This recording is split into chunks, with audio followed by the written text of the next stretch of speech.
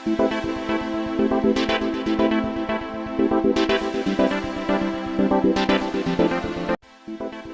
Friends, my name is Aman Kumar Singh और आप हैं अपने यूट्यूब चैनल मास्टर्स फिजिक्स पर।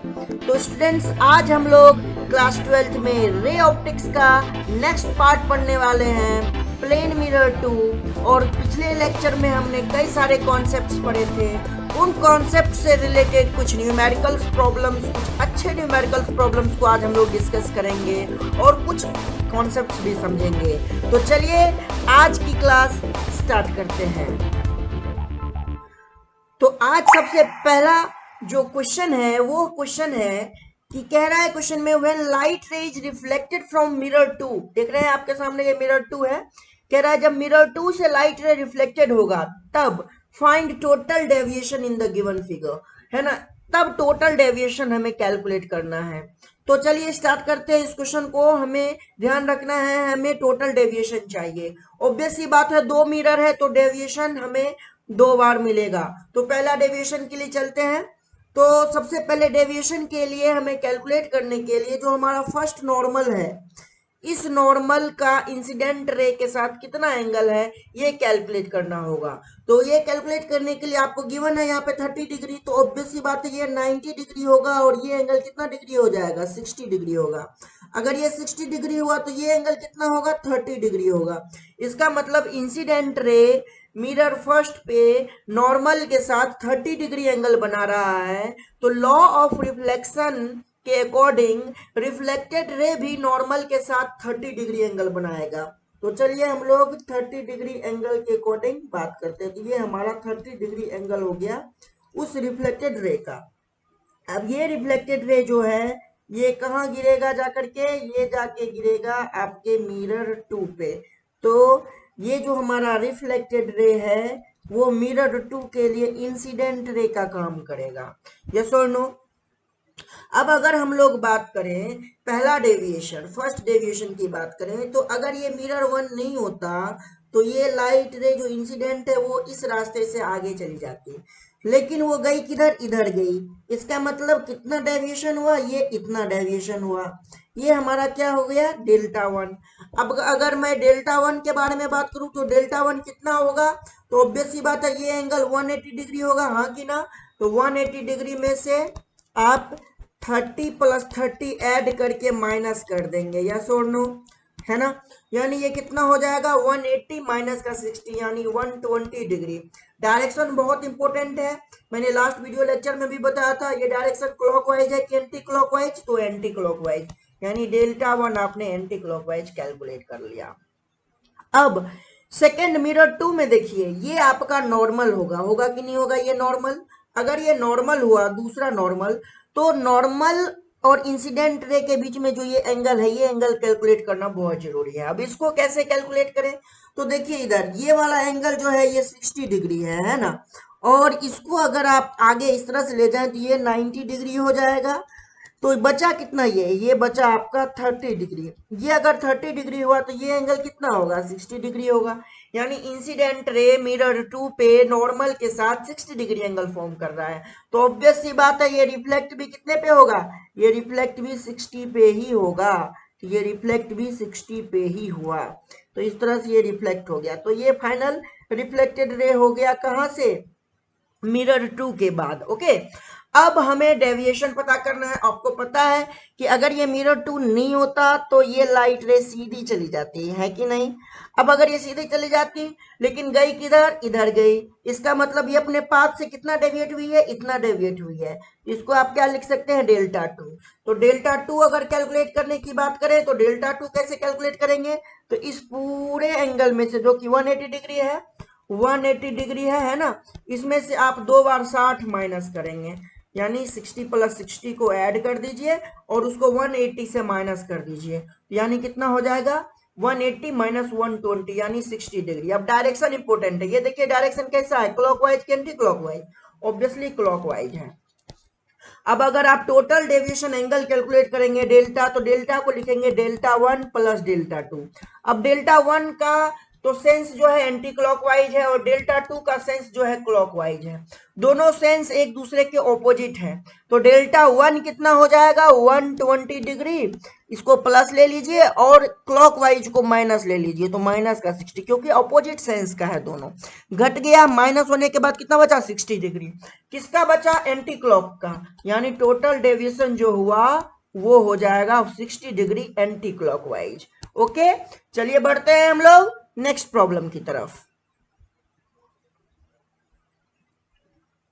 नेक्स्ट प्रॉब्लम में है rays of light strike a horizontal plane mirror at an angle of 45 degree. तो ये लाइट रे है ना, इंसिडेंट रे है किसके लिए, मिरर वन के लिए, जो कि मिरर वन जो है ये हॉरिजॉन्टल है। ओके, उसके बाद नॉर्मल के साथ कितना एंगल बना रहा है 45 डिग्री एंगल बना रहा है। कह रहा है at what angle should a second plane mirror be placed. कह रहा है दूसरा प्लेन मिरर कितने एंगल पे प्लेस करें विद द हॉरिजॉन्टल, है ना, in order that the reflected ray finally be reflected horizontally, कि फाइनल रिफ्लेक्टेड रे जो है ये हॉरिजॉन्टली रिफ्लेक्ट हो सेकेंड मिरर के साथ। ओके, तो कह रहा है कि इसका हॉरिजॉन्टल के साथ, इस मिरर टू का हॉरिजॉन्टल के साथ क्या एंगल होना चाहिए, यानी कहने का मतलब ये हुआ कि आपसे अल्फा पूछा जा रहा है। आपसे क्या पूछा जा रहा है, अल्फा पूछा जा रहा है। अगर आप अल्फा कैलकुलेट करना चाह रहे हैं मिरर का एंगल फ्रॉम हॉरिजॉन्टल से, तो अल्फा आपसे पूछा जा रहा है।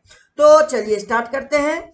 यहाँ पे आपको क्या दे रखा है, नॉर्मल के साथ इंसिडेंट रे 45 डिग्री एंगल पे, तो ऑब्वियस सी बात है लॉ ऑफ रिफ्लेक्शन से 45 डिग्री एंगल पे पहला रिफ्लेक्टेड रे भी होगा। तो ये 45 डिग्री हो गया। ये जो रिफ्लेक्टेड रे है मिरर वन से, यही इंसिडेंट रे का काम करेगा, यस और नो, मिरर टू के लिए। ओके, अब अगर ये 45 डिग्री हुआ तो ये वाला भी एंगल कितना डिग्री हो जाएगा 45 डिग्री। अब देखिए ये वाला एंगल, ये वाला रे जो है इस मिरर के साथ, मिरर वन के साथ हॉरिजॉन्टल यानी पैरेलल है दोनों। तो ऑब्वियस सी बात है अगर कुछ इस तरह का सिचुएशन हो और ये वाला एंगल और ये वाला एंगल, इन दोनों का सम कितना लेते हैं आप 180 डिग्री, तो ये थीटा एंगल पे अगर ये इंसिडेंट हुआ तो थीटा एंगल से ही रिफ्लेक्ट होगा, यस और नो, है कि नहीं। थीटा एंगल पे अगर ये इंसिडेंट हुआ तो थीटा एंगल से ही रिफ्लेक्ट होगा। तो 45 डिग्री और प्लस ये दोनों एंगल का सम, यानी आप प्रॉपर्टी से लिख सकते हैं 45 डिग्री प्लस का 2 थीटा इक्वल्स टू 180 डिग्री लिख सकते हैं, ज्योमेट्री का प्रॉपर्टी है। तो 2 थीटा जो है वो कितने के बराबर हो जाएगा 180 माइनस का 45 डिग्री के बराबर होगा, यानी 2 थीटा जो हुआ वो कितने के बराबर हुआ 135 डिग्री के। इसका मतलब थीटा जो हो गया वो कितने डिग्री के बराबर हो गया 67.5 डिग्री के। आपका थीटा कैलकुलेट हो गया। आपसे क्या पूछा गया, आपसे पूछा गया अल्फा कैलकुलेट करने के लिए। तो अल्फा कैलकुलेट करने के लिए क्या करेंगे, आप जानते हैं कि ये दोनों एंगल का सम कितना होगा 90 डिग्री होगा। तो आप जानते हैं कि अल्फा प्लस थीटा कितना डिग्री होगा 90 डिग्री होगा, और थीटा आपने कैलकुलेट कर लिया है। तो थीटा का वैल्यू यहाँ पे पुट कर दीजिए और इक्वेट कर दीजिए 90 डिग्री से। तो अल्फा कितना हो जाएगा 90 माइनस का 67.5 डिग्री, यानी एंगल कितना हो गया 22.5 डिग्री, है ना। यानी मिरर को आपको प्लेस करना पड़ेगा with the horizontal 22.5 degree angle पे। ये आपका क्या हो गया आंसर हो गया। ओके, तो इस तरह से हमने कैलकुलेट किया कि मिरर टू को हॉरिजॉन्टल के साथ कितने एंगल पे इंक्लाइन रखना है, यानी 22.5 डिग्री एंगल पे। चलिए बढ़ते हैं हम लोग नेक्स्ट प्रॉब्लम की तरफ। चलिए नेक्स्ट सवाल है two plane mirrors are inclined to each other as shown in figure. दिख रहा है आपको मिरर M1 और M2 एक दूसरे के साथ इंक्लाइन है ना। और रे आफ्टर टू सक्सेसिव रिफ्लेक्शन, दो सक्सेसिव रिफ्लेक्शन के बाद falls on the mirror M1 पे फॉल होती है और फाइनली अपने पाथ को रिट्रेस करती है। Calculate the angle between the two plane mirror, two plane mirror के बीच में क्या एंगल है हमें कैलकुलेट करना है। तो सबसे पहले हमें यह जानना है कि पाथ को रिट्रेस करने के लिए क्या कंडीशन होना चाहिए। कोई भी लाइट रे अपने पाथ को रिट्रेस तब करती है जब वो किसी भी मिरर पे नॉर्मली इंसिडेंस होती है, और आपसे कह रहा है मिरर वन पे फॉल होने के बाद उसको रिट्रेस करना है पाथ, यानी सेकेंड रिफ्लेक्शन जब होगा उसके बाद जब वो मिरर वन पे इंसिडेंट होगा लाइट, तब उसको नॉर्मल इंसिडेंस होना है मिरर M1 के ऊपर। अगर नॉर्मल इंसिडेंस हो गया तो वो अपने पाथ को क्या करेगा, रिट्रेस कर लेगा। चलिए स्टार्ट करते हैं। सबसे पहले आपको इंसिडेंट रे दे रखा है नॉर्मल के साथ, पहले वाले मिरर 1 का जो नॉर्मल है उसके साथ 30 डिग्री एंगल पे। तो आप जानते हैं रिफ्लेक्टेड रे भी कितने एंगल पे होगा, वो भी 30 डिग्री एंगल पे होगा। तो ये हमारा फर्स्ट रिफ्लेक्टेड रे बन गया, है ना। कितने एंगल पे, 30 डिग्री एंगल पे फर्स्ट रिफ्लेक्टेड रे हो गया। कहां से, मिरर 1 से। अब जो रिफ्लेक्टेड रे मिरर 1 के लिए है वही इंसिडेंट रे का काम करेगी किसके लिए, मिरर 2 के लिए।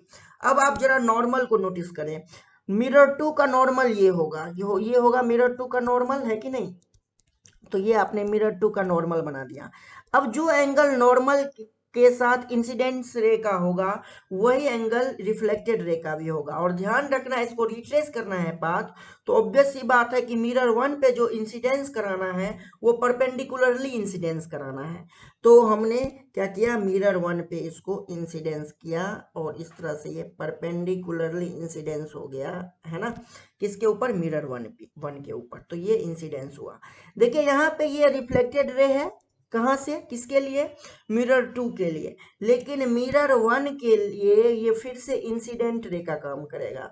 और चूंकि 90 डिग्री पे फॉल हुआ है तो ये वापस क्या हो जाएगा, रिट्रेस हो जाएगा। वापस क्या हो जाएगा, रिट्रेस हो जाएगा। फिर से ये बैकवर्ड डायरेक्शन में जाएगा और फिर से ये रिफ्लेक्ट हो जाएगा, है ना। और इस तरह से ये रिफ्लेक्ट होगा, फिर इस पाथ को रिट्रेस करेगा और ये यहीं से क्या होगा, बाहर निकल जाएगा। यानी ये अपने पाथ को रिट्रेस कर लिया है। अब आपसे पूछ रहा है कि ये वाला एंगल कैलकुलेट करिए। तो अब एंगल कैलकुलेट कैसे करना है, इसके लिए आपको क्या समझना होगा, ज्योमेट्री को समझना होगा। तो ज्योमेट्री में सबसे पहले यहाँ पे देखिए ये वाला एंगल 30 डिग्री है, तो ऑब्वियस सी बात है ये वाला एंगल कितना हो जाएगा, 60 डिग्री एंगल हो जाएगा। अगर ये 60 है और ये 90 है तो टोटल हो गया 150। इसका मतलब ये वाला फुल एंगल 130 डिग्री 30 डिग्री होना चाहिए। अगर ये 30 डिग्री हुआ तो इसका मतलब ये वाला 15 होना चाहिए, है ना। तो ये वाला भी कितना होगा, 15 ही होगा। अगर ये 15 हुआ तो ये वाला कितना होगा, ये वाला हो जाएगा 75 डिग्री। अगर ये 75 हुआ तो ये 90 डिग्री। अब ये 90, ये 75, यानी आप इस ट्रेंगल में देखिए, इस ट्रेंगल में आप क्या देख रहे हैं, ये 90 है ना, ये 75 है। तो ये एंगल कितना होगा, तो इसको मान लीजिए थीटा, इसको मैंने मान लिया थीटा। अब लिखेंगे थीटा प्लस 90 प्लस 75। ट्रेंगल है तो सब तीनों का सम 180 होना चाहिए, तीनों का सम 180, यानी थीटा हो जाएगा 180 डिग्री माइनस 165 डिग्री। तो थीटा हो जाएगा आपका 15 डिग्री। आपने दोनों मिरर के बीच का एंगल कैलकुलेट कर लिया। तो आपको बस ज्योमेट्री पे ध्यान रखना है, रे डायग्राम अच्छा बनना चाहिए, आपका आंसर आ जाएगा। चलिए बढ़ते हैं नेक्स्ट कॉन्सेप्ट की तरफ।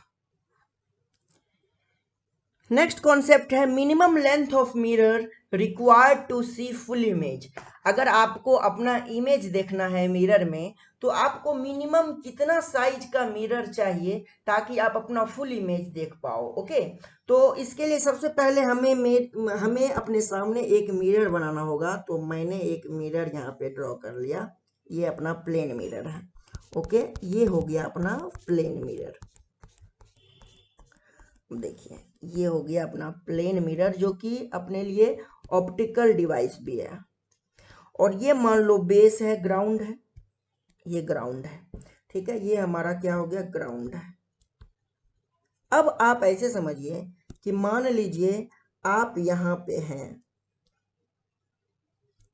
आप यहाँ पे खड़े हैं,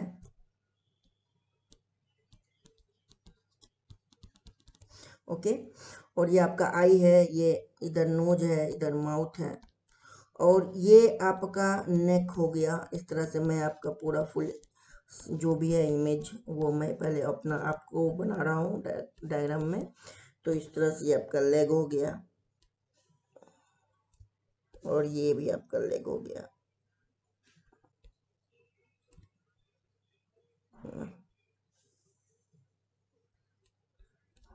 ये लेग हो गया। ओके, अब सबसे पहले क्या है कि मैं आपकी हाइट को कंसीडर करता हूं कि आपका जो हाइट है वो h है, आपका जो हाइट है वो h है। तो ऑब्वियस सी बात है कि आप अपने लेग को भी देखना चाहेंगे मिरर में, और आप अपने हेयर को भी, मान लीजिए ये आपका हेयर का पोर्शन है, तो इसको भी देखना चाहेंगे, इसको भी देखना चाहेंगे मिरर में, है ना। पूरा जो इमेज है वो अगर आपको मिरर में दिख गया तो आपको उतना ही साइज का मिरर का जरूरत है। अब मैं सबसे पहले, आप जानते हैं कि मिरर का ये रियर पोर्शन है और ये फ्रंट पोर्शन है, और फ्रंट पोर्शन की के तरफ आप खड़े हैं तो ऑब्वियस सी बात है जो भी चीज मिरर के सामने है उन सभी का इमेज बैकवर्ड डायरेक्शन में बनना चाहिए। तो बैकवर्ड डायरेक्शन में उसी तरह ये ग्राउंड होगा, और मान लीजिए कि आप x डिस्टेंस पे यहाँ पे खड़े हैं, x डिस्टेंस पे खड़े हैं मिरर के सामने। अब सबसे पहले मैं कहता हूं कि मान लो आपको लेग देखना है, तो लेग से आने वाली लाइट आपके आंखों तक पहुंचनी चाहिए। तो लेग से आने वाली लाइट रे को आपकी आंखों तक पहुंचाना है, तभी तो आप लेग को देख पाओगे। तो मान लो ये यहाँ पे इंसिडेंट हुआ लेग से आने वाली लाइट, है ना, ये इसका नॉर्मल हुआ, और ये आपके आई में लेग से आने वाली लाइट जो है वो जा रही है। तो इस तरह से जितने एंगल पे ये नॉर्मल हो गया, जितने एंगल पे ये इंसिडेंस हुआ उतने ही एंगल पे रिफ्लेक्ट हो गया, और इस तरह से ये रिफ्लेक्टेड रे जो है वो आपके मिरर के हेल्प के थ्रू, मिरर के थ्रू आपकी आंखों तक पहुंच रही है। अब मैं हेयर की बात करता हूं, तो हेयर के लिए भी आपके आंखों को ध्यान में रखना बहुत जरूरी है। हेयर से आने वाली लाइट भी आपके आंखों तक पहुंचनी चाहिए। तो इस तरह से हेयर से आने वाली लाइट भी आपके आंखों तक पहुंच रही है। तो ये इंसिडेंट रे हुआ और ये रिफ्लेक्टेड रे हुआ। अब आप खुद बताइए कि क्या इससे यहां से नीचे वाले मिरर की जरूरत है कि आपको? तो आप बिल्कुल बोलेंगे नहीं, ये बिल्कुल जरूरत नहीं है। तो अब अगर आप देखें, तो अगर आप अपना इमेज बनाना चाहें तो इस रिफ्लेक्टेड रे के हेल्प से रिफ्लेक्टेड रे को बैकवर्ड ट्रेस करके, है ना, बैकवर्ड ट्रेस करके, और यहाँ से अगर कोई लाइट रे से इंसिडेंट होता, नॉर्मली इंसिडेंट होता है ना, ये इंसिडेंट रे तो इधर ही रिफ्लेक्ट होता है ना, और इसको अगर आप बैकवर्ड ट्रेस कर लेते तो इन दोनों का इंटरसेक्शन पॉइंट यहाँ है। और उसी तरह यहाँ से अगर आप बात करते तो ये इसका नॉर्मल हो जाता इंसिडेंट रे, तो इधर इंसिडेंट रे नॉर्मली फॉल होता है इसके ऊपर, तो ये इसी डायरेक्शन में रिफ्लेक्टेड बैक होता। तो इसको अगर आप रिट्रेस करें तो वो रिट्रेस कुछ इस तरह से होगा, और इस रिफ्लेक्टेड रे को, ये जो रिफ्लेक्टेड रे है इसको बैकवर्ड रिट्रेस कर दे, ये कहाँ पे मिल रहा है, ये यहाँ पे मिल रहा है। अब आपका इमेज जो है वो इमेज इसमें बनेगा। पहले तो आप अपना इमेज बना लीजिए, इस तरह से आपका आँख आपको दिखेगा, है कि नहीं, मुंह दिखेगा, इसमें नाक दिखेगा, और इस तरह से आपने जो है अपना इमेज यहाँ पे आपका इमेज बनेगा मिरर के पीछे। अब ऑब्वियस सी बात है कि आपका तो इमेज आपको यहाँ पे मिरर के बिहाइंड दिख गया है ना, मिरर के बिहाइंड में आपको आपका इमेज दिख गया। अब हम बात करेंगे कि क्या साइज का मिरर चाहिए, तो इसको हमें कैलकुलेट करना है। तो अब अगर ये वाला डिस्टेंस x था तो प्लेन मिरर की प्रॉपर्टीज जानते हैं कि ये भी हमारा x डिस्टेंस का होगा, और ये हमारा कितना हो जाएगा, ये हमारा h हाइट ही रहेगा, क्योंकि हमारा हाइट जो है वो h है, तो ये हाइट भी h रहेगा। तो आप देख रहे हैं कि यहाँ और यहाँ के बीच का ही मिरर की जरूरत है। इतना में आप पूरे के पूरे कंप्लीट इमेज को, अपने पूरे कंप्लीट इमेज को आप मिरर में देख लेंगे। तो ये वाला पार्ट का जरूरत नहीं है, ये वाला पार्ट का भी जरूरत नहीं है, और ये वाला पार्ट का भी आपको जरूरत नहीं है। अब मान लीजिए कि ये वाला जो है लेंथ, इसको आपने कहा y। अब सिमिलर ट्रेंगल का प्रॉपर्टी लगाते हैं और हम लोग बात करते हैं। तो हमने क्या देखा कि इधर y डिस्टेंस है, y हाइट है, तो डिस्टेंस है x। अगर मैं h लेता हूँ, तो ये डिस्टेंस कितना हो जाएगा, अगर मैं y लेता हूँ तो ये y के लिए ये वाला डिस्टेंस होगा x, फिर मैं अगर h लूंगा तो h के लिए ये डिस्टेंस हो जाएगा x प्लस x, 2x हो जाएगा, तो यहाँ पे हो जाएगा 2x हो जाएगा। अब x और x को कैंसिल कर देंगे तो y जो हो जाएगा वो कितने के इक्वल हो जाएगा, h/2 के इक्वल हो जाएगा। यानी मिनिमम साइज जो है, मिनिमम साइज रिक्वायर्ड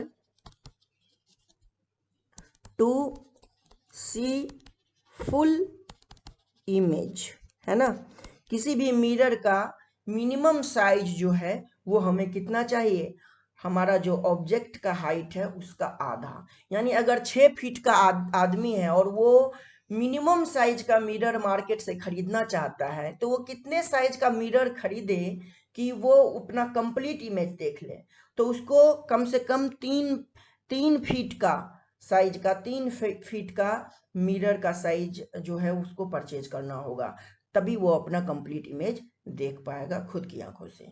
ओके, चलिए बढ़ते हैं हम लोग नेक्स्ट टॉपिक की तरफ।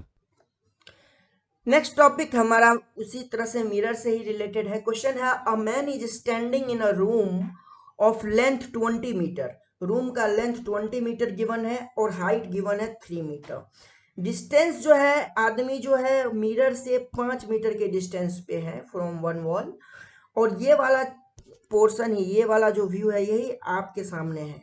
ये वाला व्यू रियर व्यू है जो मिरर में इमेज में होना चाहिए। Okay, on the facing wall of a mirror is hanging, on the facing wall a mirror is hanging. ये हमारा इस आदमी के सामने का फेसिंग वॉल ये है ना, तो ये वाला फेसिंग वॉल पे एक मिरर हैंग कर रहा है। Find the minimum size of mirror, mirror का मिनिमम साइज क्या होगा, required in which a man will able to see complete height of wall behind him. इस मिरर के अंदर इस आदमी को ये पूरा का पूरा दीवार देखना है, ये पूरा का पूरा वॉल देखना है, तो कितने हाइट का हमें मिरर की जरूरत होगी, हमसे ये क्वेश्चन में पूछा गया है। तो इस तरह के क्वेश्चंस को हम लोग कैसे सॉल्व करेंगे, चलिए सबसे पहले हमें क्या करना होगा कि वॉल का ये वाला पोर्शन भी देखना है और वॉल का ये वाला भी पोर्शन, ये दोनों एक्सट्रीम पोर्शन है वॉल का, और अगर इन दोनों पोर्शन का इमेज इनकी आंखों पे बन गया तो ऑब्वियस सी बात है ये देख लेंगे, है ना। तो सबसे पहले मैं बात करता हूँ इस वॉल के रिगार्डिंग। तो इस वॉल के रिगार्डिंग मैंने कहा कि ये लाइट रे आई, यहाँ पे इंसिडेंट हुई, है ना, इंसिडेंट हुई, और इंसिडेंट होने के बाद इसकी आंखों पे ऐसे गिर रही है, तो ये रिफ्लेक्ट होकर के इनकी आंखों पे गिर रही है। अब यहाँ से जो लाइट रे आई वो लाइट रे मिरर के इस पोर्शन पे इंसिडेंट हुई, और इंसिडेंट होने के बाद इनकी आंखों तक पहुंच रही है कुछ इस तरह से, हो गया। तो ये इंसिडेंट रे हुआ और ये इसका रिफ्लेक्टेड रे हो गया। ऑब्वियस सी बात है दोनों रिफ्लेक्टेड रे इनकी आंखों तक गिर रही है। अब आप रिफ्लेक्टेड रे को बैकवर्ड ट्रेस कर दीजिए, तो रिफ्लेक्टेड रे, इस वाले रिफ्लेक्टेड रे को जब आप बैकवर्ड ट्रेस करेंगे तो आपने इस तरह से बैकवर्ड ट्रेस कर दिया तो ये यहाँ पे बना, और इस वाले रिफ्लेक्टेड रे को भी बैकवर्ड ट्रेस कर दिया तो ये कहाँ पे गया, ये यहाँ पे गया।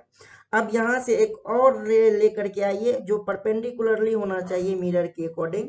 ये इंसिडेंट रे के लिए जो रिफ्लेक्टेड रे होगा उस रिफ्लेक्टेड रे को बैकवर्ड ट्रेस करिए, तो बैकवर्ड ट्रेस करने के बाद इनका इंटरसेक्शन पॉइंट यहाँ बना।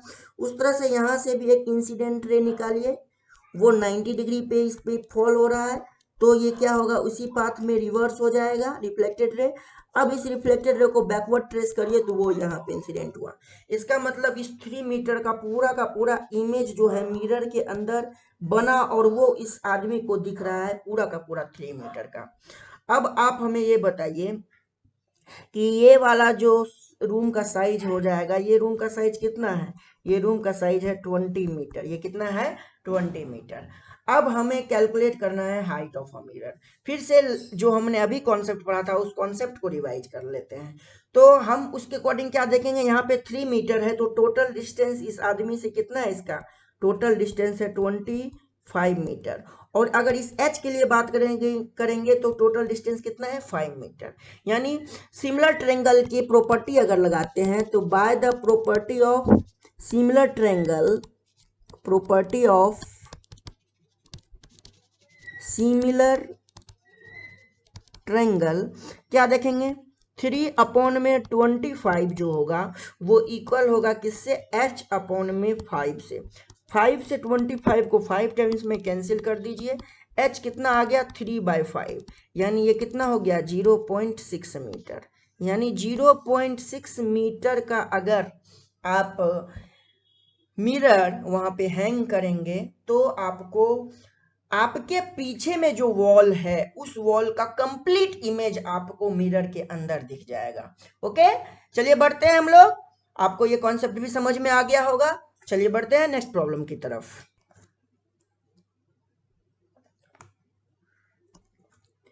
नेक्स्ट प्रॉब्लम में क्या दे रखा है कि एक पॉइंट सोर्स है ना, of light B is placed at a distance L.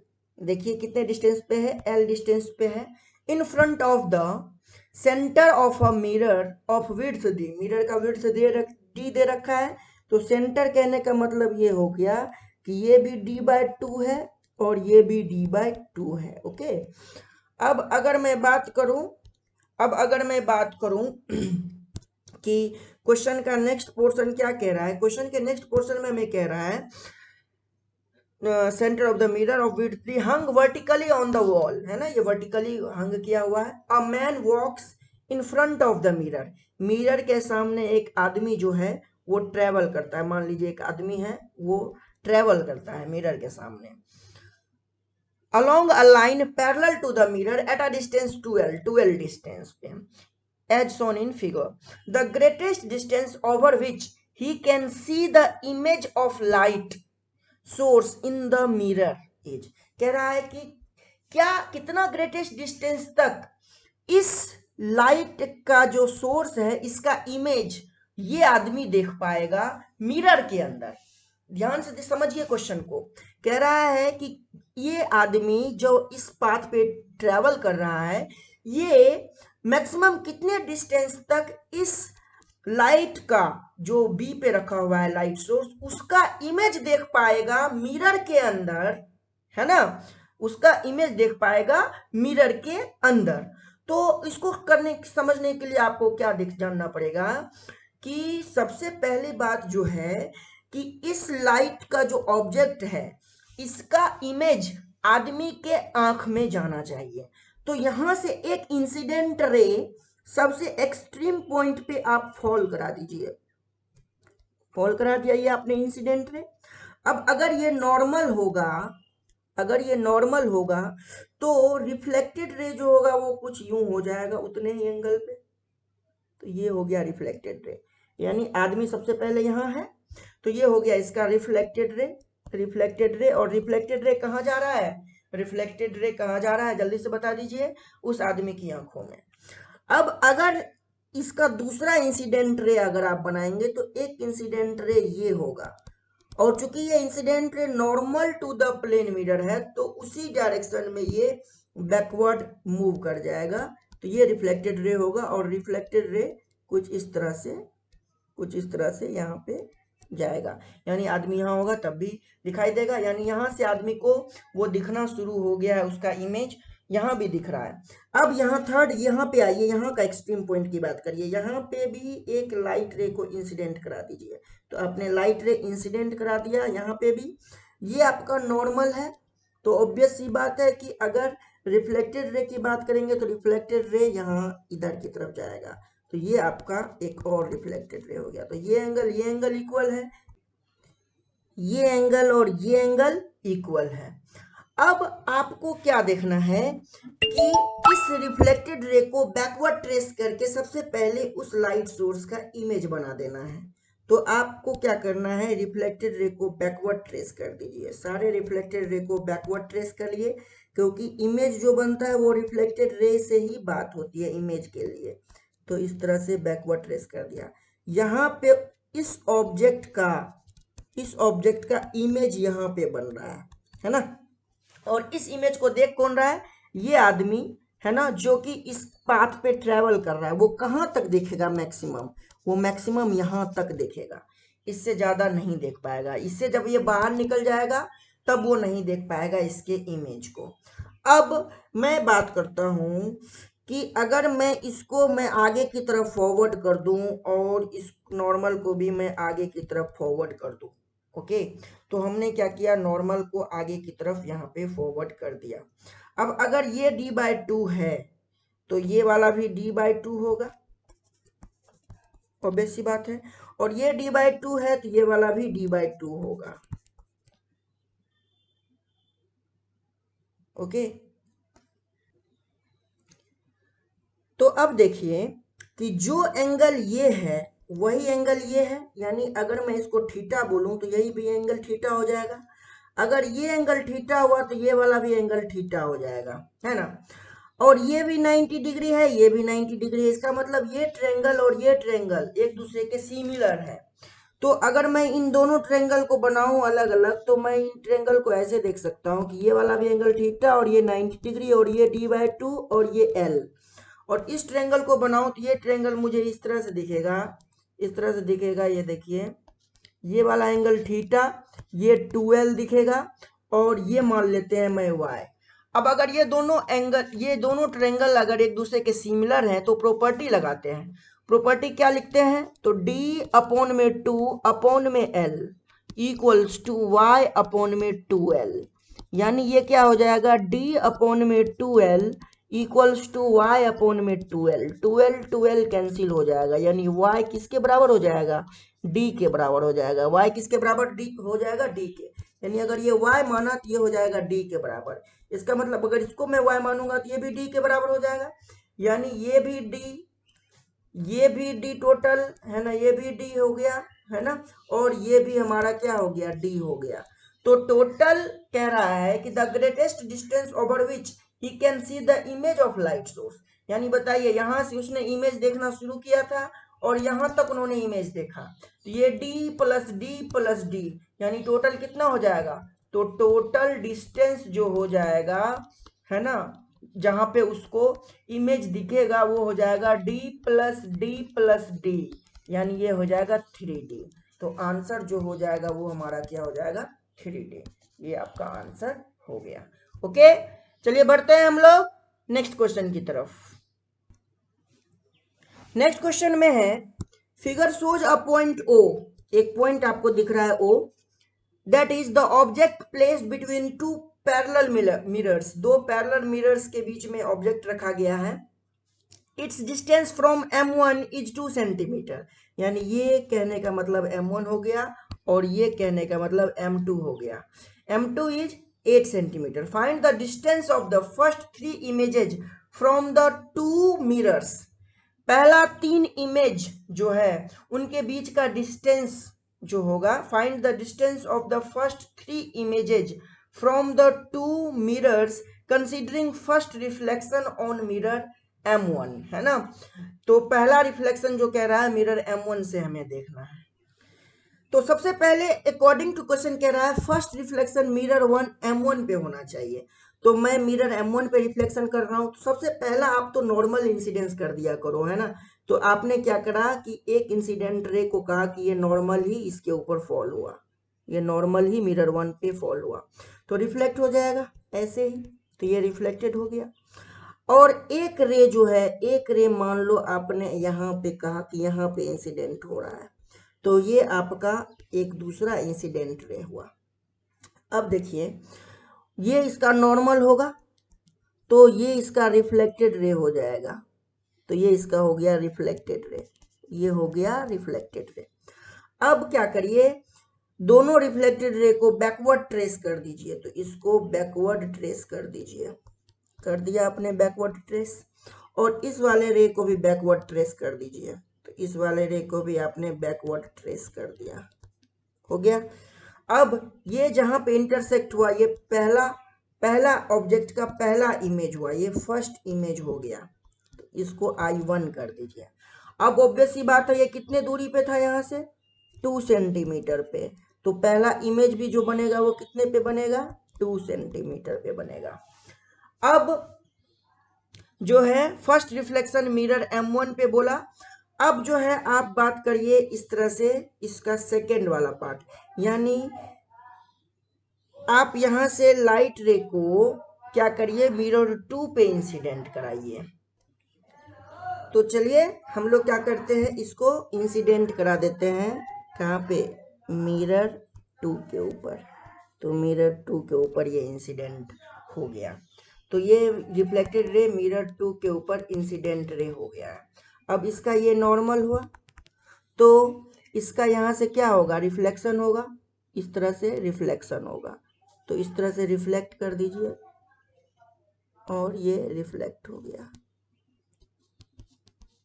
जो रिफ्लेक्ट हुआ वो इंसिडेंट रे हो गया किसके ऊपर, मिरर वन के ऊपर दोबारा से। अब सबसे पहले ये जो हमारा रिफ्लेक्टेड रे है और एक रे जो इधर की तरफ जाएगा, एक रे जो इधर की तरफ जाएगा, ये है ना, इसका जो इंसिडेंस रे होगा, तो चूंकि ये नॉर्मली इंसिडेंट होगा तो ये रिफ्लेक्टेड रे इसी डायरेक्शन में आएगा। इन दोनों को बैकवर्ड पुल करिए, तो आपने बैकवर्ड पुल कर दिया इसको भी और इसको भी, दोनों को बैकवर्ड क्या किया, पुल कर दिया। यहाँ पे जो बना वो बना इमेज टू, यहाँ पे जो बना वो क्या बना, इमेज टू। अब देखिए ये इमेज टू इमेज वन का क्या है, इमेज वन का इमेज है, यानी इमेज टू के लिए इमेज वन ऑब्जेक्ट की तरह काम कर रहा है। और ये जो इमेज टू है ये कहाँ बना है, ये मिरर टू के लिए बना है। तो मिरर टू से इमेज वन कितनी दूरी पे है ये देखिए, तो मिरर टू से इमेज वन 8 + 2 + 2 यानी 12 सेंटीमीटर पे है। तो ये वाला भी कितने डिस्टेंस पे होगा, ये वाला भी 12 सेंटीमीटर पे होगा। अब हमें थर्ड के लिए बात करना है, तो थर्ड के लिए जब मैं बात करूंगा तो ये इंसिडेंट रे हो गया। उस तरह से यहाँ पे क्या होगा, ये एक नॉर्मल यहाँ पे ये हो जाएगा और ये हो जाएगा रिफ्लेक्टेड रे, ये क्या हो जाएगा finally third reflection mirror one से। अब आप क्या करिए कि इस रिफ्लेक्टेड रे को बैकवर्ड ट्रेस कर दीजिए, है ना, थोड़ा ज्योमेट्री आप ध्यान रख लेना, स्केल से बनाना तो बहुत अच्छा बनेगा।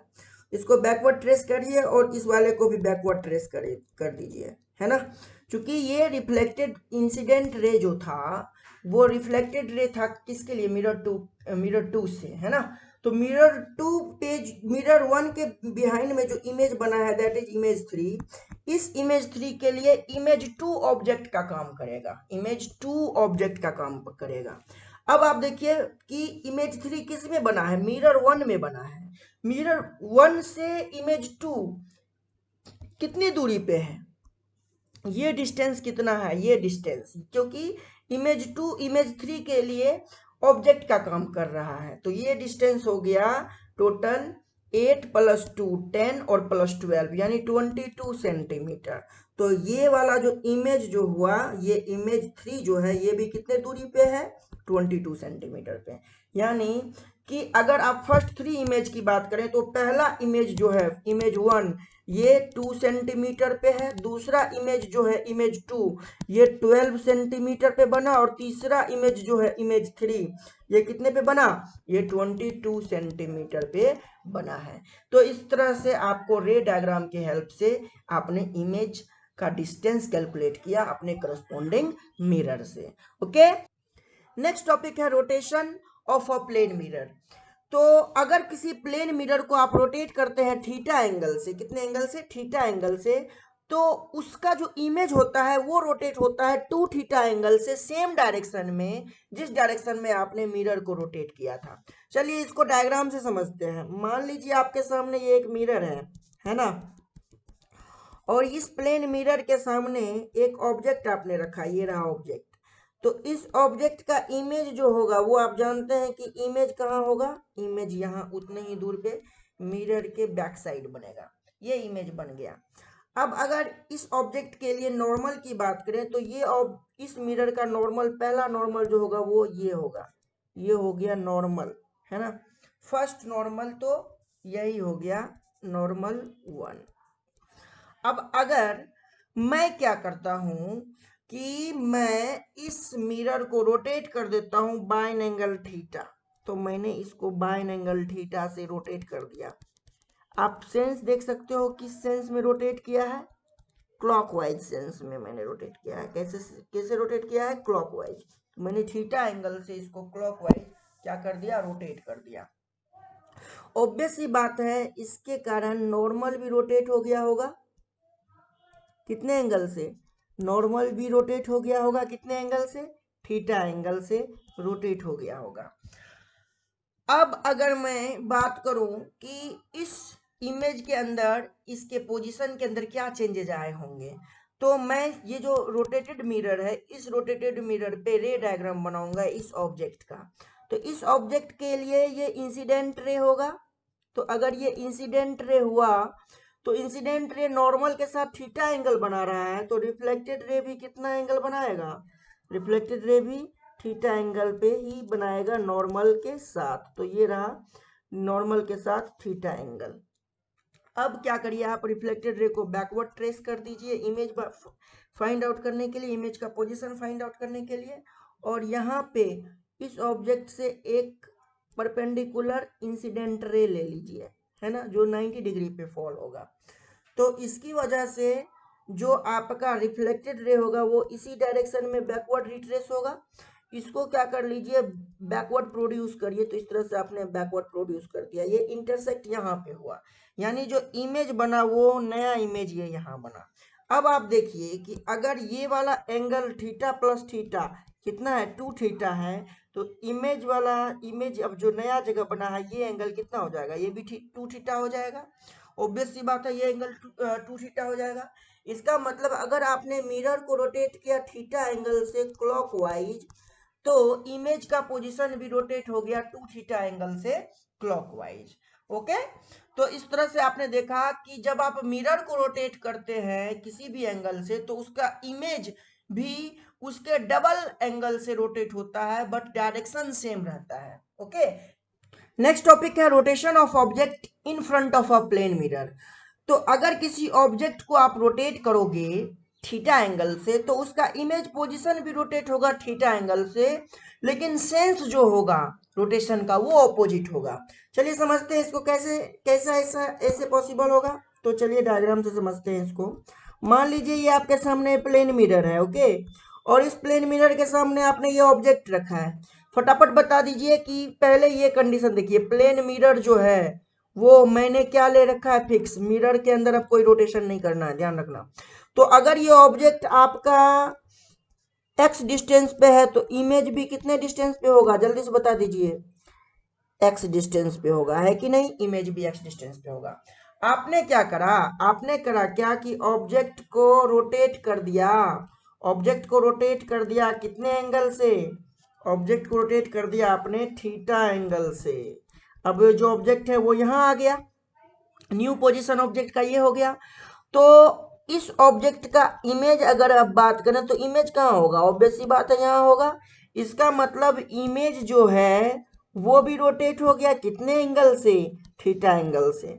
अब आप बताइए आपने ऑब्जेक्ट का रोटेशन का सेंस क्या रखा था, सेंस रखा था एंटी क्लॉकवाइज, बट इमेज का रोटेशन का सेंस कैसा है, इमेज का रोटेशन का सेंस क्लॉकवाइज है। यानी रोटेशन एंगल तो सेम है ऑब्जेक्ट पोजीशन और इमेज पोजीशन का, बट सेंस डिफरेंट है। यानी अगर आप ऑब्जेक्ट को थीटा एंगल क्लॉकवाइज से रोटेट करोगे तो इमेज पोजीशन रोटेट होगा थीटा एंगल एंटी क्लॉकवाइज, और अगर ऑब्जेक्ट पोजीशन को आप theta angle anti clockwise rotation sense से रोटेट करोगे तो इमेज पोजीशन जो होगा वो थीटा एंगल क्लॉकवाइज सेंस में रोटेट करेगा, है ना। मैग्नीट्यूड फिक्स रहेगा बट सेंस जो है वो ऑपोजिट रहेगा। चलिए इन दोनों टॉपिक पे बेस्ड हम लोग न्यूमेरिकल भी समझते हैं। कह रहा है कि if a mirror is rotated by 30 degree clockwise, देखिए मिरर को रोटेट किया गया है ना, 30 डिग्री क्लॉकवाइज से, and ray incident on it is rotated by 20 degree anti clockwise, और इंसिडेंट रे को 20 डिग्री एंटी क्लॉकवाइज से रोटेट किया गया है। Then find the final deviation of the reflected ray, आपसे पूछा जा रहा है फाइनल डेविएशन क्या होगा।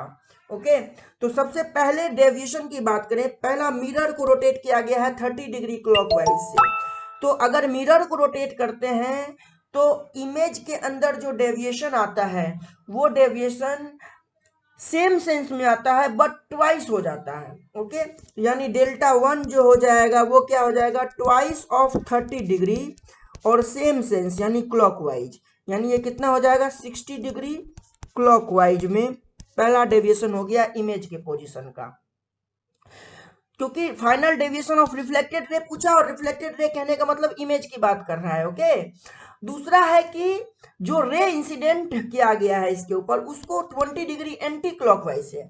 अब इंसिडेंट रे कहने का मतलब हुआ ऑब्जेक्ट, ऑब्जेक्ट को 20 डिग्री एंटी क्लॉकवाइज में रोटेट किया है, एंटी क्लॉकवाइज सेंस में रोटेट किया है। यानी अगर ऑब्जेक्ट का पोजीशन रोटेट करेंगे आप 20 डिग्री एंटी क्लॉकवाइज से तो इमेज का पोजीशन भी रोटेट होगा 20 डिग्री बट क्लॉकवाइज से। तो दूसरा डेविएशन जो मिलेगा वो आपका क्या मिलने वाला है, 20 डिग्री क्लॉकवाइज से। तो टोटल डेविएशन कितना हो जाएगा रिफ्लेक्टेड रे का, डेल्टा 1 प्लस डेल्टा 2 यानी 60 डिग्री प्लस 20 डिग्री यानी कितना हो गया, दोनों का सेंस सेम है यानी दोनों ऐड हो जाएगा। तो आंसर हो जाएगा फाइनल रिफ्लेक्टेड रे का 80 डिग्री क्लॉकवाइज। ओके, तो ये आपका आंसर हो गया टोटल डेविएशन का। ये क्या हो गया, टोटल डेविएशन। इस तरह से शॉर्ट सवाल जो है फटाफट बनते हैं, है ना। आपको कॉन्सेप्ट याद रहना चाहिए कि अगर मिरर को रोटेट करेंगे तो मिरर को रोटेट करने से और ऑब्जेक्ट अगर फिक्स रहेगा तो इमेज का पोजीशन जो होगा वो twice of rotation of mirror का एंगल होगा, है ना, और इन द सेम सेंस होगा। और अगर आप ऑब्जेक्ट का पोजीशन को रोटेट करोगे तो इमेज का पोजीशन उतना ही एंगल से रोटेट करेगा बट उनका सेंस जो होगा वो अपोजिट होगा, है ना। तो यहाँ एंटी क्लॉकवाइज था तो ये क्लॉकवाइज हुआ और ये क्लॉकवाइज था तो यहाँ डबल ऑफ लग गया, डबल ट्वाइस ऑफ 30 डिग्री यानी डायरेक्शन का सेंस सेम है। चलिए बढ़ते हैं हम लोग नेक्स्ट सवाल की तरफ। नेक्स्ट है हमारा number of image. Number of image find out करना है। डिफरेंट डिफरेंट कंडीशंस है आपके सामने। पहला है when object is placed between two parallel mirror, दो पैरेलल मिरर के बीच में किसी ऑब्जेक्ट को रखा है तब तब नंबर ऑफ इमेज जो होगा वो इनफाइनाइट इमेज होगा, है ना, यानी इनफाइनाइट इमेज फॉर्म होंगे। चलिए इसको हम लोग डायग्राम से समझते हैं। तो मान लीजिए ये आपके सामने एक प्लेन मिरर है और एक प्लेन मिरर ये रहा आपके सामने, दो प्लेन मिरर है, ठीक है। इसका ये रियर साइड है और इसका ये वाला पोर्शन रियर साइड है। अब हम क्या करते हैं, एक एक्सिस बना लेते हैं, ऑप्टिकल एक्सिस जिसको हम लोग बोलते हैं। चलिए हमने ऑप्टिकल एक्सिस फॉर्म कर लिया। अब अगर मैं एक ऑब्जेक्ट प्लेस करूं, एक ऑब्जेक्ट को प्लेस करूं, मान लो मैं यहाँ पे एक ऑब्जेक्ट रखता हूं तो ऑब्जेक्ट से निकलने वाला जो रे होगा वो इंसिडेंट रे, मान लो एक रे ये हुआ और मान लीजिए कि एक रे ये हुआ इंसिडेंट रे, दो इंसिडेंट रे हुआ। तो ऑब्वियस सी बात है ये नॉर्मल होगा तो रिफ्लेक्टेड रे ये हो जाएगा। इस रिफ्लेक्टेड रे को इसके ऊपर इंसिडेंट करा दीजिए तो ये जो रिफ्लेक्टेड रे हुआ ये इसके लिए इंसिडेंट रे का काम किया और ये तो इंसिडेंट है ही। अब आप इमेज की बात करेंगे तो सबसे पहले जो इमेज बनेगा वो इमेज इस रिफ्लेक्टेड रे को बैकवर्ड ट्रेस करने पे, और यहाँ पे भी जो रे है इंसिडेंट रे आ रहा है ये नॉर्मली चूंकि इसके ऊपर गिर रहा है तो बैकवर्ड जाएगा, उसी के डायरेक्शन में रिवर्स चला जाएगा तो इस डायरेक्शन में ही रिफ्लेक्टेड रे होगा, है कि नहीं। तो इन दोनों का इंटरसेक्शन पॉइंट यहाँ हुआ तो यहाँ पे बना पहला इमेज, यहाँ पे क्या बना, पहला इमेज बना। अब अगर मैं बात करूं इस मिरर के हेल्प से, इस मिरर के लिए बात करूं तो इस मिरर के लिए एक रे तो ये चला गया, एक रे तो आपका ये चला गया इंसिडेंट रे, और एक रे मान लेते हैं अपन ये, तो ये आपका एक इंसिडेंट रे हो गया, तो दो इंसिडेंट रे हो गया।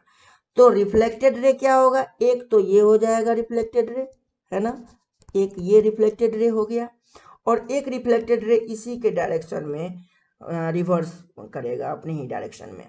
तो इसको क्या करते हैं हम लोग, बैकवर्ड ट्रेस करते हैं और इसको हम लोग भी बैकवर्ड ट्रेस करते हैं, देखते हैं कहाँ मिलता है। यहाँ पे मिला, यहाँ पे हमने इसको कहा इमेज 2, यहाँ पे हमने इसको क्या कहा, इमेज 2 कहा। अब हम लोग क्या कर रहे हैं, ये जो हमारा रेड कलर का है इसको हम लोग रिफ्लेक्ट करते हैं यहाँ से, तो ये हमने रिफ्लेक्ट कर लिया, ये हो गया रिफ्लेक्टेड रे। ओके, ये इसका नॉर्मल हो जाएगा। अब हमने क्या किया, इस रे को रिट्रेस किया बैकवर्ड डायरेक्शन में और देखा कि कहाँ इंटरसेक्ट कर रहा है, ये इंटरसेक्ट कर रहा है यहाँ पे। तो ये इस इमेज 1 का दूसरा इमेज बना, यानी इस इमेज 1 का ये दूसरा इमेज बन गया। ओके, यानी ये इमेज 1 तो अपना इमेज है ही और इस जगह पे इस इमेज के लिए ये इमेज 1 ऑब्जेक्ट का काम किया। अब हम लोग इस ब्लैक वाले लाइन को आगे बढ़ाते हैं, तो ये लाइट रे इस तरह से आएगा, यहाँ पे इंसिडेंस होगा और इस तरह से रिफ्लेक्ट हो जाएगा, इस तरह से ये रिफ्लेक्ट हो जाएगा। ये इसका नॉर्मल हो गया। इसको बैकवर्ड रिट्रेस करिए, तो इसको बैकवर्ड इस तरह से आपने रिट्रेस किया, ये यहाँ पे इंटरसेक्ट किया, तो ये इस इमेज 2 का दूसरा इमेज बन गया। पहला इमेज 2 तो है ही, और इसका दूसरा इमेज यहाँ पे बन गया। तो इस तरह से आप देखेंगे क्या कि ये पैरेलल मिरर के बीच में लाइट रे इस तरह से चलता रहेगा, और इसका इमेज इधर, उसका इमेज इधर, है ना, तो बनता रहेगा, इस तरह से इमेज बनता रहेगा। तो इस तरह से आप यहाँ पे क्या देख रहे हैं कि जब दोनों प्लेन मिरर के बीच का एंगल 0 डिग्री है, तब नंबर ऑफ इमेज जो है, नंबर ऑफ इमेज जो फॉर्म हो रहा है वो कितना हो रहा है, इनफाइनाइट। कितना इमेज फॉर्म हो रहा है, इनफाइनाइट इमेज फॉर्म हो रहा है। ओके, तो इस तरह से आपने इनफाइनाइट इमेज देखा। चलिए बढ़ते हैं हम लोग नेक्स्ट कंडीशन की तरफ। अब नेक्स्ट कंडीशन में क्या है कि हमें दे रखा है when angle between two mirror is 90 degree then the number of image formed is 3। देखिए, देखते हैं कैसे। मान लीजिए आपके सामने एक मिरर ये है और एक मिरर ये है, और इन दोनों के बीच जो है 90 डिग्री का एंगल बन रहा है, दोनों मिरर के बीच, मिरर 1 और मिरर 2 के बीच, है ना। ये एंगल जो है वो कितना है, 90 डिग्री एंगल है। ये हमारा मिरर 1 है और ये हमारा मिरर 2 है। अब हमने क्या, हमने एक ऑब्जेक्ट यहाँ पे रखा। ओके, तो इस ऑब्जेक्ट का इमेज सबसे पहले मैं मिरर 1 में देखना चाहता हूँ।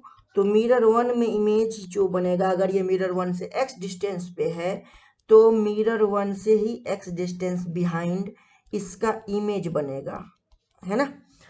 अब अगर मैं मिरर 2 की बात करूं, तो मिरर 2 में अगर ये वाला डिस्टेंस मिरर 2 से ऑब्जेक्ट का y है, तो मिरर 2 के बिहाइंड y डिस्टेंस पे ही इसका दूसरा इमेज बनेगा। यानी ये इमेज फर्स्ट हो गया और ये इमेज सेकंड हो गया। अब आप जानते हैं कि मिरर की प्रॉपर्टी में मिरर अपने सामने किसी भी ऑब्जेक्ट का इमेज बना सकता है। ओके, तो ये देखिए, ये मिरर जो है, इस मिरर के सामने ये वाला इमेज जो है वो ऑब्जेक्ट का काम करेगा, या फिर इस मिरर के सामने ये वाला इमेज भी ऑब्जेक्ट का काम करेगा। यस और नो बोलिए। अब सबसे पहले मैं अगर इस I2 की बात करूं, जो कि एज एन ऑब्जेक्ट काम कर रहा है मिरर 1 के लिए, तो इसका जो इमेज होगा वो इमेज x डिस्टेंस पे ही होगा मिरर M1 के बिहाइंड। ओके, तो यहाँ पे इमेज बन जाएगा इमेज 3 जो इमेज 2 ने बनाया, या फिर इमेज 1 जो यहाँ पे है इसका इमेज बनेगा y डिस्टेंस, चूंकि मिरर 2 से है ये, तो y डिस्टेंस बिहाइंड ही मिरर 2 से बनेगा, और ये दोनों इमेज एक ही जगह पे कोइंसाइड कर जाएंगे। यानी I3 और I4 जो होगा ये दोनों एक ही जगह पे कोइंसाइड करेंगे। तो इसका मतलब ये हुआ कि I3 और I4 को हम लोग एक इमेज कह सकते हैं, है ना। तो ये दोनों मिल करके एक इमेज ही बनाएगा, क्योंकि एक दूसरे के ऊपर कोइंसाइड कर रहे हैं। तो टोटल इमेज आप देखिए, एक इमेज तो यहां बना, एक इमेज यहां बना, और एक इमेज यहां पे आपको दिखेगा। तो number of image formed in this condition कितना है, 3 है। तो कितना इमेज फॉर्म हुआ, 3 इमेज फॉर्म हुआ इस कंडीशन में। आपने देखा I3 और I4 एक दूसरे के ऊपर क्या कर रहे हैं, कोइंसाइड कर रहे हैं, इसलिए है तो दिखने में ये 2 इमेज, लेकिन आपको एक ही दिखेंगे, इसलिए यहां से ये एक इमेज है, ये दोनों एक इमेज हो गया, सिंगल इमेज, है ना। इसको आप सिंगल इमेज एज्यूम करोगे। ओके, और एक इमेज ये और एक इमेज ये, तो टोटल 3 इमेज बना। जब दो मिरर एक दूसरे के ऊपर 90 डिग्री पे होता है तो नंबर ऑफ इमेज फॉर्म होता है, वो होता है 3। चलिए बढ़ते हैं हम लोग नेक्स्ट सेक्शन में। नेक्स्ट सेक्शन में हमारा क्या है कि जब एंगल बिटवीन दो मिरर है ना थीटा हो, मान लेते हैं कि ये एक मिरर है और एक मिरर ये है, तो इन दोनों मिरर के बीच का एंगल जो है वो हमने क्या कह रखा है, थीटा कह रखा है। ये हो गया थीटा। अब ये मिरर M1 और ये मिरर क्या है, M2 है। ओके, और हमने जो है एक ऑब्जेक्ट रखा है, वो कहाँ पे रख दिया है, वो यहाँ पे रख दिया है।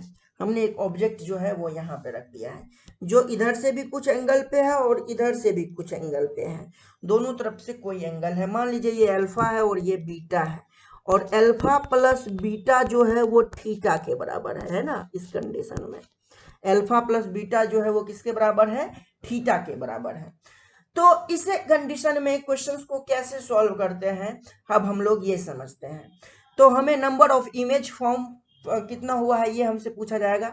तो इसके लिए पहला कंडीशन के बारे में मैं बात कर रहा हूँ। फर्स्ट कंडीशन, आप क्या करिए, 360 डिग्री में थीटा को डिवाइड करिए, जो मिरर के बीच का एंगल है उसको डिवाइड करिए, और मानिए डिवाइड करने के बाद आपको n मिला। अब कंडीशन की बात करते हैं कि अगर n इवन आया, n क्या आया, इवन आया, तब नंबर ऑफ इमेज जो फॉर्म होगा वो क्या लिखेंगे आप, n-1, यानी जो n आएगा उसमें एक माइनस कर देंगे। ठीक है। दूसरा कंडीशन की मैं बात कर रहा हूं। सेकेंड कंडीशन क्या है, सेकेंड कंडीशन में अगर n जो है वो ऑड आया, क्या आया, ऑड नंबर आया कोई। अब इसके अंदर फिर से फर्स्ट कंडीशन कि ऑब्जेक्ट कहाँ रखा हुआ है, इसमें इस बात का भी ध्यान रखना पड़ेगा। तो अगर ऑब्जेक्ट जो है बाइसेक्टर पे रखा हुआ है, दोनों मिरर के बीच में है ना, बाइसेक्टर पे रखा हुआ है, तब नंबर ऑफ इमेज जो होगा वो तो वही रह जाएगा जो अभी हमने कैलकुलेट किया, यानी n-1।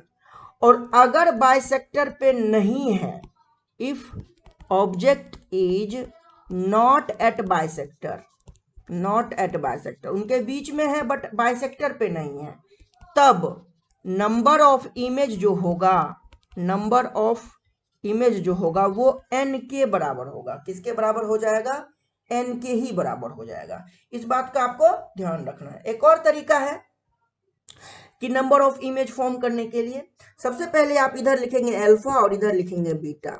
ओके, इस अल्फा में भी क्या करेंगे, 30 डिग्री ऐड करेंगे, थीटा ऐड करेंगे, 30 नहीं सॉरी, थीटा ऐड करेंगे, तो ये हो जाएगा अल्फा प्लस थीटा, और इस बीटा में भी थीटा ऐड करेंगे, तो ये हो जाएगा बीटा प्लस थीटा। फिर इस बीटा प्लस थीटा में थीटा ऐड करेंगे, है ना, तो ये हो जाएगा बीटा प्लस 2 थीटा, और फिर इस अल्फा प्लस थीटा में ऐड करेंगे थीटा, तो ये हो जाएगा अल्फा प्लस 2 थीटा। ये ऐड तब तक करते रहेंगे जब तक कि ये लेस देन 180 डिग्री है, ये दोनों लेस देन 180 डिग्री है।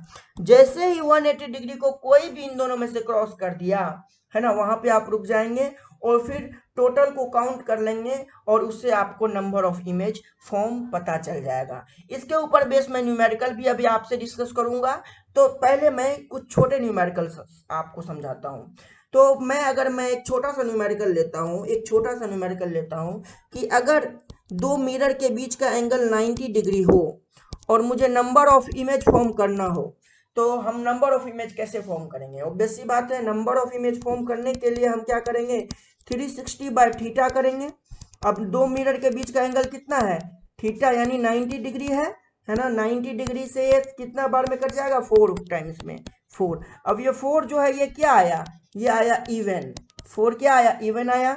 तो नंबर ऑफ इमेज जो हो जाएगा, नंबर ऑफ इमेज जो हो जाएगा वो कितना हो जाएगा, नंबर ऑफ इमेज जो हो जाएगा वो कितना हो जाएगा, कैपिटल n-1। और ये हमारा क्या था, कैपिटल N था, यानी ये क्या हो जाएगा, 4 माइनस का 1, यानी कितना हो जाएगा, 3 हो जाएगा, यानी 3 इमेज फॉर्म होगा। अब नेक्स्ट क्वेश्चन है कि अगर थीटा 40 डिग्री हो दो मिरर के बीच में, और ऑब्जेक्ट जो है वो बाइसेक्टर पे है, कहाँ है, बाइसेक्टर पे है, ऑब्जेक्ट इज एट बाइसेक्टर, तब आपसे पूछ रहा है नंबर ऑफ इमेज बताइए, कितना नंबर ऑफ इमेज होगा। अब आप क्या करेंगे, फिर से क्या करने वाले हैं, आप 360 डिग्री बाय थीटा करने वाले हैं, यानी 360 डिग्री अपॉन में 40 डिग्री, कितने बार में कैंसिल होगा, 9 टाइम्स में। तो ये 9 क्या आ गया, आपका ऑड नंबर आ गया, यानी n का जो वैल्यू है वो आपका ऑड आ गया। अब देखिए ऑब्जेक्ट कहाँ रखा हुआ था, ऑड आने पे आपको देखना है ऑब्जेक्ट का पोजीशन, ऑब्जेक्ट बाइसेक्टर पे था। जब ऑब्जेक्ट बाइसेक्टर पे होगा तब नंबर ऑफ इमेज जो होगा वो क्या होगा, n-1, यानी 9 माइनस 1 कर देंगे और कितना हो जाएगा 8, यानी 8 इमेज जो है वो क्या होगा फॉर्म होगा। कितना इमेज फॉर्म होगा 8 इमेज फॉर्म होगा। नेक्स्ट क्वेश्चन है find the number of image formed of the given object, है ना, इन द गिवन फिगर। तो ऑब्जेक्ट आपका यहाँ है, ऑब्जेक्ट देखिए कितने डिग्री पे है, इधर से मिरर 2 से 10 डिग्री पे और मिरर 1 से 20 डिग्री पे है। ओके, और यानी मिरर के बीच का एंगल कितना हो गया 10 प्लस 20 30 डिग्री हो गया।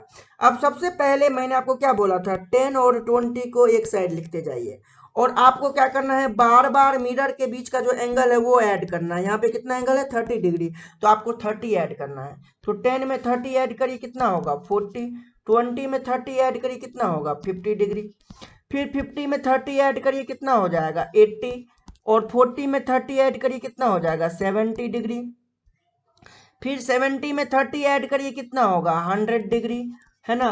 80 में 30 ऐड करिए कितना होगा 110 डिग्री, है ना। फिर 110 में 30 ऐड करिए कितना होगा 140 डिग्री, 100 में 30 ऐड करिए कितना होगा 130 डिग्री, होगा कि नहीं होगा। फिर 140 में 30 ऐड करिए कितना होगा 170 डिग्री, और 130 में ऐड करिए कितना हो जाएगा 160 डिग्री। अब अगर आप ऐड करेंगे तो आप कहाँ चले जाएंगे, आप चले जाएंगे 190 डिग्री और इधर से चले जाएंगे 200 डिग्री, यानी आप 180 को क्रॉस कर जाएंगे। तो अब आपको 180 को क्रॉस नहीं करना, अब आप काउंट कर लीजिए।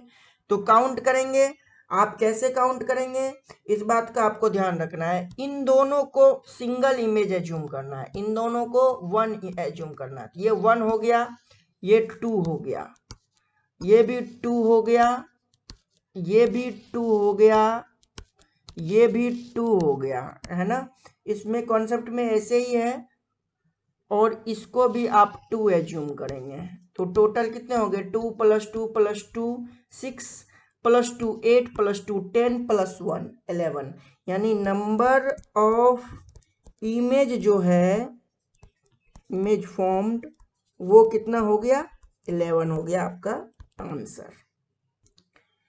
अगर हम लोग इसको सिंपल कॉन्सेप्ट से समझते तो कैसे समझते, 360 डिग्री को 30 से डिवाइड कर देते, कितने बार में कटता 12 टाइम्स में। 12 क्या है अपना इवन नंबर, यानी कैपिटल N जो है वो आया इवन। तो नंबर ऑफ इमेज फॉर्म्ड कैसे निकालेंगे, number of image form small n equals to capital N - 1, यानी 12 माइनस का 1, यानी कितना हो जाएगा 11। तो अल्टरनेट मेथड भी आसान है, इससे भी आप सॉल्व कर सकते हो। तो यहाँ से भी नंबर ऑफ इमेज 11 आपको कैलकुलेट हो जाएगा। ओके, चलिए तो हम लोग इस तरह से क्वेश्चंस को सॉल्व करना सीखे, बहुत सारे कॉन्सेप्ट्स का नॉलेज लिए। चलिए तो आप बने रहिए हमारे YouTube चैनल मास्टर्स फिजिक्स पे और हमें अपना प्यार देते रहिए। आप हमारे चैनल को लाइक शेयर एंड सब्सक्राइब करना बिल्कुल ना भूलें, अपने दोस्तों के साथ शेयर करें। और मैं आज आपको एक इन्फॉर्मेशन देता हूँ कि जितना जल्दी हमारे चैनल पे सब्सक्रिप्शन 1000 के पार हो जाएगा उतना जल्दी हम लाइव क्लासेस स्टार्ट करेंगे आप सभी स्टूडेंट्स के लिए। तो वो बहुत ही इंटरेस्टिंग होगा लाइव क्लास अटेंड करना आप लोगों के लिए। तो आप बने रहिए, अपना प्यार दीजिए, है ना, और आप अपने अच्छे नोट्स बनाते चलिए, रिवीजन करते चलिए। Thank you so much, thank you everyone.